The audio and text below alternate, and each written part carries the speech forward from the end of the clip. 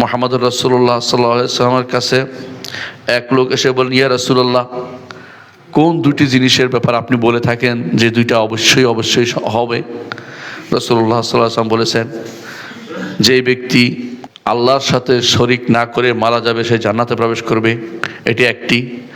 আর দ্বিতীয় হচ্ছে, যেই ব্যক্তি আল্লাহর সাথে শরিক করে মারা যাবে, সামান্য শরিক, যে কোনো সামান্য শরিক, শাইআন, সামান্যতম শরিক করে মারা যাবে, দাখালান না, জাহান্নামে প্রবেশ করবে। তার জন্য কোনো সুপারিশ হবে না, তার জন্য কেউ কিছু করতে পারবে না, তার জন্য কোনো বন্ধু নাই, ওয়ালি ওয়ালা নসির। আল্লাহ বারবার কোরআন বলছেন, তার কোনো বন্ধু নাই, কোনো সাহায্যকারী নাই।